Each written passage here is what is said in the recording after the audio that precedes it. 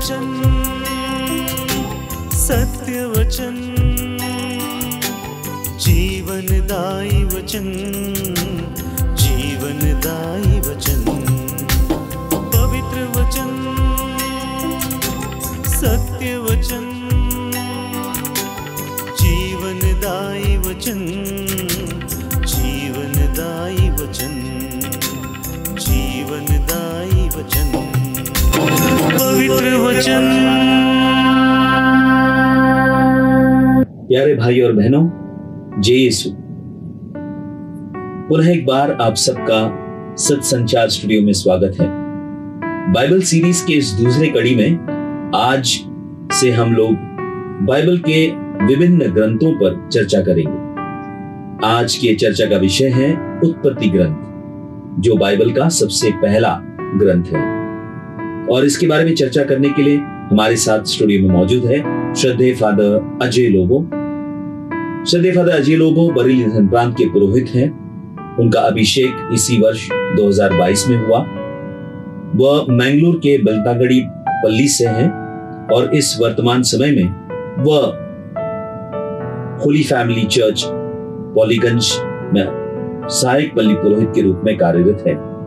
साथ ही साथ Saint पैट्रिक्स academy पॉलीगंज में कोऑर्डिनेटर का कार्य भी कर रहे हैं। आप सभी दर्शकों की ओर से मैं आज हमारे स्टूडियो में उनका हार्दिक स्वागत करता हूं। स्वागत है फादर जी। तो आज आपके साथ हम बाइबल का सबसे पहले ग्रंथ उत्पत्ति ग्रंथ के बारे में चर्चा करेंगे। तो पहला प्रश्न मेरा आपसे यह है कि बाइबल के पहले पुस्तक को उत्पत्ति नाम क्यों दिया गया है, और इसी के साथ जुड़ा हुआ प्रश्न है कि किसने और इसे कब लिखा। प्राचीन काल से जो पुस्तक लिखी गई है उसको शीर्षक या नाम नहीं दिया जाते, और जो भी उसका पहला वाक्य होता वही उसका नाम रह जाता। वही हम कलीसिया में भी अभी भी उसको लागू करते हैं। जो भी दस्तावेज कलीसिया के दस्तावेज है उसका शीर्षक या नाम भी वैसे ही रहता है। जो शुरुआत के 2 शब्द होते हैं वैसा। मूल अवतरण जो बाइबल का है इब्रानी भाषा में है, उसमें उत्पत्ति ग्रंथ को बेरशीत नाम है।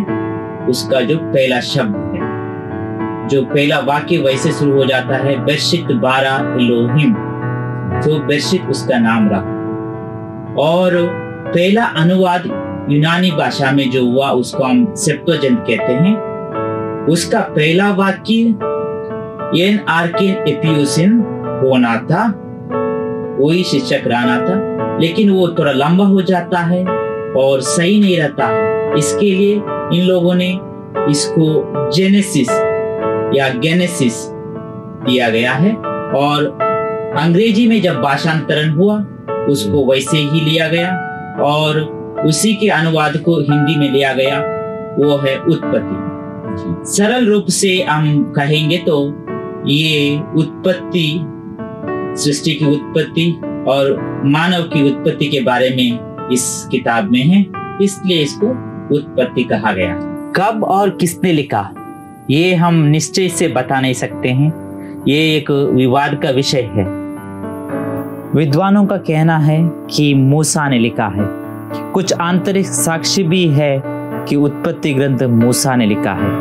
उदाहरण के लिए निर्गमन ग्रंथ अध्याय 17 वाक्यांश 14 में लिखा है, इस पर ईश्वर ने मूसा से कहा, इस घटना की स्मृति में बनाए रखने के लिए इसको एक ग्रंथ में लिखो। और एक उदाहरण हम पाते हैं निर्गमन ग्रंथ अध्याय 24 वाक्यांश 4 में हम पाते हैं, मूसा ने प्रभु के सब आदेशों को लिखा। इसके आधार पर हम मानते हैं कि उत्पत्ति ग्रंथ मूसा ने लिखा है। इसके विरुद्ध साक्ष्य भी हम इसी पुस्तक में पाते हैं। विधि विवरण ग्रंथ अध्याय 34 वाक्य 5 में एक आंतरिक साक्ष्य हम पाते हैं। मोआब में प्रभु के सेवक मूसा की मृत्यु हो गई, जैसा कि प्रभु ने कहा था। इसके आधार पे कोई भी व्यक्ति मरने के बाद अपनी जीवन कथा नहीं लिख सकता। अतः इस तर्क के अनुसार यह ग्रंथ मूसा ने नहीं लिखा है। विद्वानों का कहना है कि यह एक ही बार और एक ही व्यक्ति ने नहीं लिखा है। इसे अलग अलग समुदायों ने और अलग अलग समय में लिखा है। दूसरा प्रश्न ये है कि उत्पत्ति ग्रंथ का मुख्य विषय क्या है और इसे कैसे विभाजित किया गया है? उत्पत्ति ग्रंथ को 2 भाग से विभाजित किया गया है। सबसे पहले पूर्व इतिहास अध्याय 1 से 11 तक और दूसरा भाग है वास्तविक इतिहास। उत्पत्ति ग्रंथ अध्याय 1 से 11 तक पूर्व इतिहास माना जाता है। हम अंग्रेजी में प्री हिस्ट्री कहते हैं। इसमें सृष्टि की कथाएं और उसकी शुरुआत के बारे में लिखा है और ईश्वर को सृष्टिकर्ता और संपूर्ण संसार का नियंत्रक के रूप में प्रस्तुत किया गया है। कुछ विद्वानों का मानना है कि ये सारी कथाएं काल्पनिक है, लेकिन यह भी विश्वास है कि यह ग्रंथ पवित्र आत्मा से प्रेरित होकर लिखा गया है। ये जो पूर्व इतिहास 1 से 11 है उसमें सृष्टि की उत्पत्ति और मानव की सृष्टि और पाप उसके नतीजे और चुने हुए लोगों द्वारा सृष्टि की बचाव, जैसा कि नूह के द्वारा सृष्टि की बचाव की गई और पापों के द्वारा मानव का ईश्वर के प्रेम से दूर जाना और ये सब लिखा गया है जी। और दूसरा भाग है वास्तविक इतिहास। जो वास्तविक इतिहास ये है 12 से 50 अध्याय तक जी। इसमें एक चुने हुए लोगों के बारे में लिखा है। सबसे पहले इब्राहिम जी। और उनके संतान के बारे में लिखा गया है।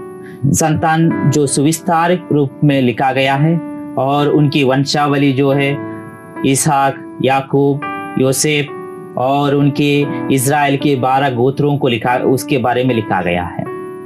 और ईश्वर ने इब्राहिम और उनके संतान के साथ किया हुआ उस विधान के बारे में लिखा गया है और ईश्वर ने जो प्रतिज्ञा की है उसके बारे में लिखा गया है जी। जैसे कि हम पढ़ते हैं उत्पत्ति ग्रंथ में और जैसे कि आपने कहा पहले से 11 अध्याय के बीच में जो है उत्पत्ति यानी सृष्टि की कथाएं हैं। इसमें 2 सृष्टि की कथाएं हैं, तो इसके बारे में कुछ बताइए। डॉक्यूमेंट्री हाइपोथेसिस या दस्तावेजिक परिकल्पना है, JEDP परिकल्पना और परंपरा। ये जे है यहोवा आधारित परंपरा और दूसरा ई है एलोहिम आधारित परिकल्पना जी। और तीसरा विधि विवरण आधारित परिकल्पना या परंपरा जी। और चौथा है पुरोहिताई आधारित परंपरा। तो दूसरे लोगों ने सृष्टि के बारे में लिखा और दूसरे समय पर लिखा। बाद में दोनों अच्छे लगे सृष्टि वो घटना, उसको जोड़ दिया गया, इसलिए वहां 2 कथाएं इसीलिए हैं। ये पूर्व इतिहास क्या है? हम ईश्वर के प्रतिरूप में बनाए गए हैं, इसका अर्थ क्या है? पूर्व इतिहास मतलब जो 1 से 12 अध्याय तक जो है वो पूर्व इतिहास है। हम कहते हैं प्री हिस्ट्री जी। उसमें दुनिया की उत्पत्ति की चर्चा, निश्चय का और जो वास्तविक नहीं है उसके बारे में लिखा गया है। और वास्तविक नहीं के मतलब है कि कल्पना जो की गई, अनुमान जो लगा गया है और लेकिन वो पवित्र आत्मा से प्रेरित होकर लिखा गया है जी। और जो कथाएं हैं उसमें उसको एनुमा एलीशा और गिलगामेश जो कथाएं उस जमाने में प्रचलित थी उसके आधारित पर जो अच्छाई चीज को लेकर एक अलग ही कथाएं बनाकर, कहानी बनाकर इसमें लिखा गया है, तो इसको प्री हिस्ट्री कहते हैं। दूसरा सवाल है, ईश्वर ने उनके प्रतिरूप में हमें बनाया है जी। संत योहन का सुसमाचार अध्याय 4 वाक्यांश 24 में हम पढ़ते हैं, ईश्वर एक आत्मा है। और थिस्सलुनीके नाम संत पौलुस का पत्र पहला पत्र अध्याय 5:23 में हम पढ़ते हैं, हम मानव को 3 चीजों से बनाया गया है, हम बने हुए हैं। एक है आत्मा, दूसरा प्राण या मन, और तीसरा देह। हम ईश्वर के प्रतिरूप बनाए गए हैं जरूर। एक तो आत्मा में उनके प्रतिरूप में है और प्राण में हम उनके प्रतिरूप में हैं, लेकिन देह में या शरीर में हम ईश्वर के प्रतिरूप नहीं है। हाँ, लेकिन निर्गमन ग्रंथ में हम पाते हैं 23 अध्याय में जो ईश्वर का प्रतिरूप इंसान ने बनाया, एक बछड़े के रूप में ईश्वर को दर्शाया गया हम पाते हैं। लेकिन ईश्वर का कोई शारीरिक प्रतिरूप नहीं है। केवल ईश्वर के पुत्र यीशु मसीह दुनिया में आए, उसका केवल शारीरिक रूप था और इस दुनिया में मानव बनकर, इंसान बनकर आए, वही उसका प्रतिरूप है। उसके अलावा ईश्वर के लिए शारीरिक प्रतिरूप नहीं है। धन्यवाद। और दूसरा प्रश्न ये है कि जैसे कि आपने कहा कि बहुत सारे व्यक्तियों के बारे में, जैसे इब्राहिम है, नूह है, बहुत सारे व्यक्तियों के बारे में जिक्र है, तो ऐसे कौन से व्यक्ति हैं जिनके बारे में जिक्र किया गया है उत्पत्ति ग्रंथ में? सबसे पहले उत्पत्ति ग्रंथ में ईश्वर की भूमिका अधिक है।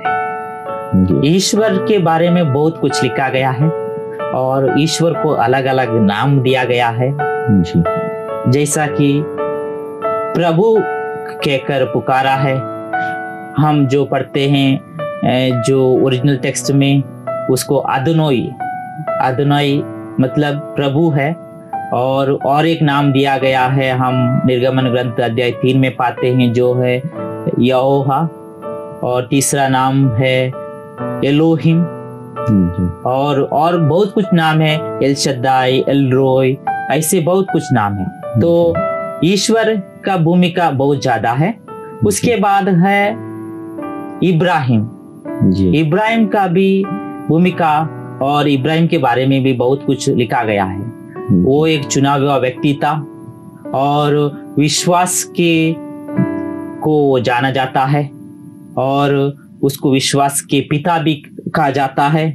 और उसके साथ ईश्वर ने विधान किया और प्रतिज्ञा की थी कि उनको एक राष्ट्र दिया जाएगा और उनकी संतान बढ़ जाएगी और पूरे राष्ट्र में फैल जाएगी। इसके बारे में लिखा गया है। और उसके संतान उसके बाद इसहाक, याकूब, योसेफ, इनके बारे में लिखा गया है।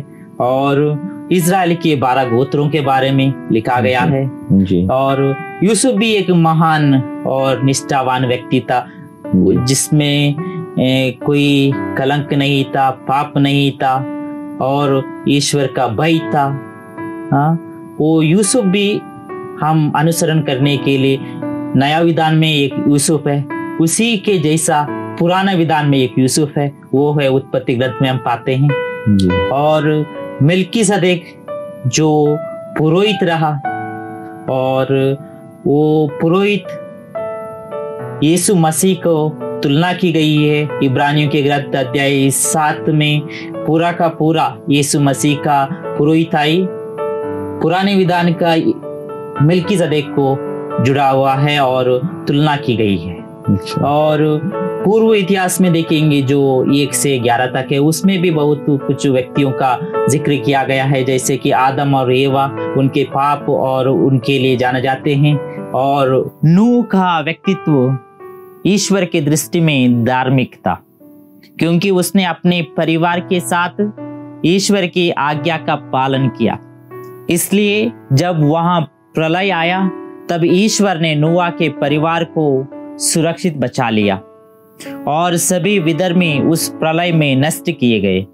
इसलिए ईश्वर ने नूह और उसके परिवार के साथ एक विधान स्थापित किया, वह अब से कोई प्राकृतिक आपदा के द्वारा मानव को हानि नहीं पहुंचाएंगे। यही प्रमुख विषय है नूह के बारे में। ऐसे बहुत सारे व्यक्ति हैं जी। शुक्रिया। मेरा अगला प्रश्न है कि वर्तमान समय में हम बहुत चर्चा करते हैं कि पुरुष और महिला की समानता के बारे में, लेकिन जब हम उत्पत्ति ग्रंथ को पढ़ते हैं तो हमें ऐसा प्रतीत होता है जैसे कि पुरुष को प्राथमिकता दी गई है महिला के एवज में। तो इसके बारे में आप क्या कहना चाहेंगे? लगता तो जरूर है, लेकिन असली में ये नहीं है। उत्पत्ति ग्रंथ में महिलाओं की भी भूमिका रही है, विशेषकर सारा, रेबेक्का, लेहा, रकेल, बिल्हा के विषय में हम पढ़ते हैं। इन सारी महिलाओं ने एक अहम भूमिका निभाई है। विशेषकर सारा जो इब्राहिम की पत्नी थी, वह अपने पति के प्रति विश्वसनीय रही और उसने अपने पति में ईश्वर की उपस्थिति का अनुभव किया। अगला प्रश्न यह है कि जैसे कि आपने कहा कि कुछ अंश जो है उत्पत्ति ग्रंथ में ये हाइपोथेसिस यानी परिकल्पना है, अनुमान लगाया गया कि ऐसा हुआ होगा। तो हम कितने कैसे इसको शाब्दिक रूप से लेना चाहिए या नहीं, लिटरल मीनिंग जैसे अंग्रेजी में कहते हैं? एक चीज हमको याद रखनी है, ये एक इतिहास है जी। इतिहास को जैसे हम कहते हैं हिस्ट्री रिपीट्स, जरूर तो रिपीट हो जाएगा, दोबारा आ जाएगा, लेकिन जैसा था वैसे ही नहीं हो पाया, होता है लेकिन थोड़ा कुछ होता है। लेकिन जो हिस्ट्री या इतिहास से जो संदेश मिलता है उसको हम जरूर लेना है जी। और हम उत्पत्ति ग्रंथ में इब्राहिम और उनके संतान के इतिहास के बारे में हम पढ़ते हैं और उसके पहले पूर्व इतिहास में जो संदेश पाते हैं, पाप की नतीजा क्या है, और दूसरे कुछ अंशों को हम पाते हैं। उन संदेशों को हमको ग्रहण करना चाहिए, यानी शाब्दिक रूप से नहीं लेना, बल्कि उसके अर्थ को समझना है जी। तो उत्पत्ति ग्रंथ की विशेषता क्या है, इसके बारे में कुछ बताएंगे? सबसे पहले उत्पत्ति ग्रंथ है वो पहला किताब है, पूरे बाइबल की सबसे पहला किताब है और बहुत अच्छा किताब है। बाइबल की पूरे 73 किताबों में से केवल उत्पत्ति ग्रंथ में संसार के सृष्टि के विषय में लिखा है। उत्पत्ति ग्रंथ एक मुख्य पुस्तक है, इसमें संपूर्ण पवित्र ग्रंथ का सार हमको मिलता है और बाइबल के मूल विषय की शुरुआत यहीं से होती है। जैसा कि ईश्वर का प्रति मनुष्य का प्रतिज्ञात विधान, ईश्वर के प्रति विश्वसनीय बने रहने की प्रतिज्ञा, ईश्वर के प्रेम की झलक, पाप और पाप का परिणाम, मानव के पाप के बावजूद ईश्वर की दया और करुणा, इन सारे चीजों को हम बाइबल के पहले पुस्तक उत्पत्ति में पाते हैं। हम आपसे अगला प्रश्न ये पूछना चाहेंगे कि आपने उत्पत्ति ग्रंथ को अच्छी तरह से इसका अध्ययन किया है, इसीलिए आपने जब इसको पूरा अध्ययन किया उसके बाद आप इसके जरिए हमारे दर्शकों को क्या संदेश देना चाहते हैं?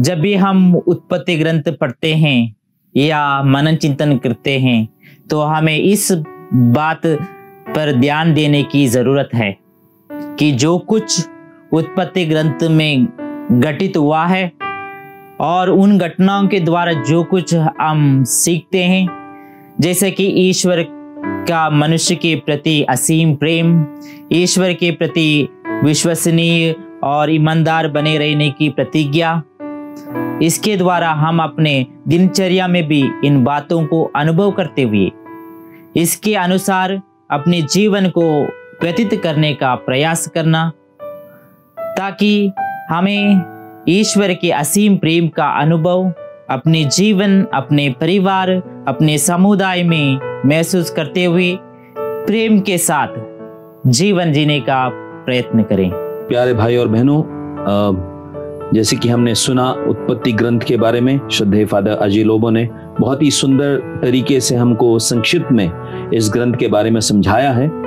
और हमें चाहिए कि हम इसका अध्ययन करें, इसे पढ़ें और इसे और भी अच्छी तरह से समझें।